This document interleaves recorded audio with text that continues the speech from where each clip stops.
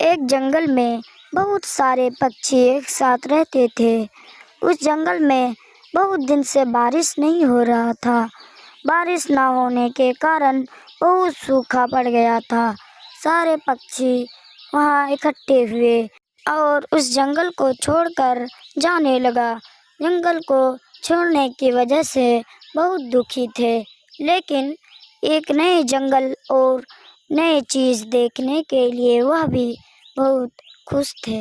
وہ دوسرے جنگل جا کر سبھی ایک ایک پیڑ دیکھنے لگے اور طوطے ایک پیڑ پر اپنا گھونسلہ بنا لیا اور کبوتر ایک پیڑ پر اپنا گھونسلہ بنا لیا۔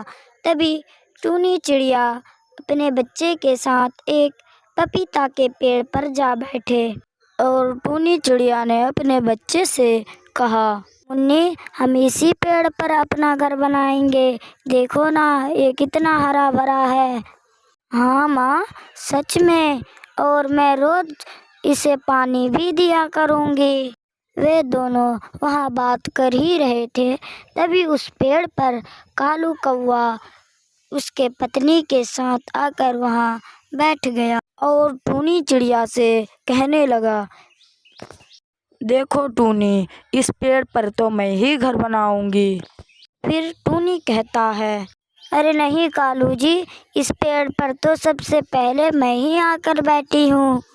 دیکھو ٹونی چڑیا، تم یہاں سے چلی جاؤ اور کوئی دوسرا پیڑ ڈھونڈ لو، نہیں تو اتنا ماروں گی کہ تم صحیح سے کھڑی بھی ہو نہیں پاؤ گی۔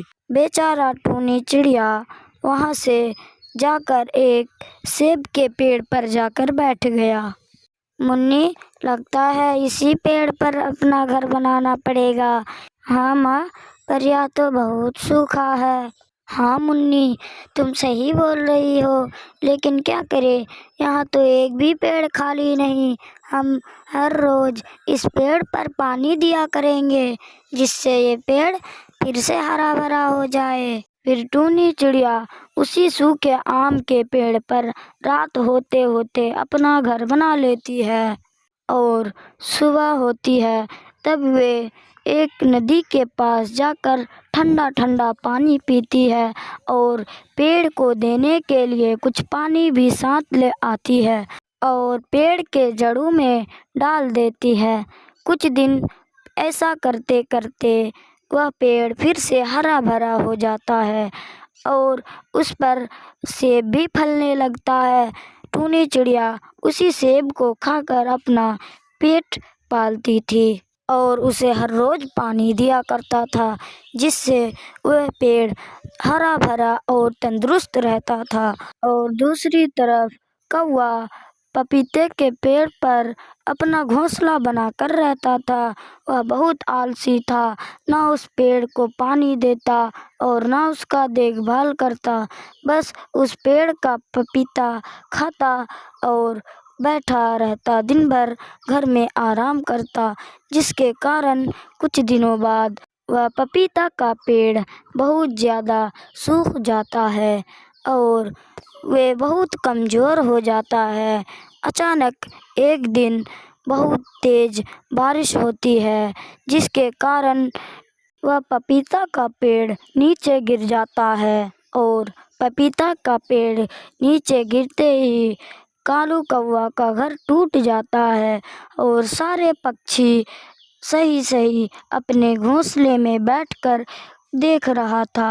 تبھی کالو کوا روتا ہوا ٹونی چڑیا کے پاس آتا ہے اور کہتا ہے، ارے ٹونی بہن، دروازہ کھولو، میرا گھر نیچے گر کر ٹوٹ گیا ہے، جس کے کارن ہم بارش میں بھیگ رہے ہیں، کرپیا کر کے ہمیں گھر کے اندر بلا لیجیے۔ ٹونی چڑیا بہت دیالو تھا، تبھی اس کے بیٹی منی نے بولا، ماما دروازہ کھولو، کوا انکل اور کوی آنٹی کو ٹھنڈ لگ رہی ہوگی۔ ہاں بیٹی، تم صحیح بول رہی ہو، ابھی میں جا کر دروازہ کھولتی ہوں۔ تبھی ٹونی چڑیا جا کر دروازہ کھولتی ہے اور کالو کوے اور گوری کوی کو اپنے گھر کے اندر بلاتی ہے۔ اور گھر بلا کر ٹونی چڑیا کہتی ہے، دیکھو کالو جی، آج تم اپنے آلسی کے کارن اس طرح مجبور ہو۔ اگر تم آلسی نہ کرتے اور اس پپیتے کے پیڑ پر روزانہ پانی دیا کرتے اور اس کا اچھے سے خیال رکھتے تو تمہارا گھر نہیں ٹوٹتا۔ کالو کوا ٹونی چڑیا سے معافی مانگتی ہے اور کہتی ہے، مجھے معاف کر دو ٹونی بہن، میں نے آپ کو اس پیڑ سے بھگایا تھا، پھر بھی آپ نے میری اتنی مدد کی، آپ کتنے اچھے ہو۔ پھر کچھ دنوں بعد بارش رک جاتی ہے اور کالو کوا ایک اچھا سا گھر بناتی ہے اور روزانہ ٹونی چڑیا کے ساتھ پانی لینے جاتی اور اس پیڑ پر ڈالتی۔ پھر وہ اس جنگل میں خوشی خوشی رہنے لگتی ہے۔ دوستو، اسی لیے کہتے ہیں کہ گھمنڈ نہ کرو اور لالچی سستی نہ بنو۔ پھرتیلا رہو گے تو اپنے صحت کے لیے اچھا اور اپنے زندگی کے لیے اچھا ہو سکتی ہے۔ ہیلو دوستو، کیسی لگی آپ کو یہ ہماری ویڈیو؟ امید ہے کہ اچھے ہی لگے ہوں گے، تو پلیز ہمارے چینل کو سبسکرائب کر دو تاکہ ہر نئی ویڈیو آپ تک جلد سے جلد پہنچے۔ بائے۔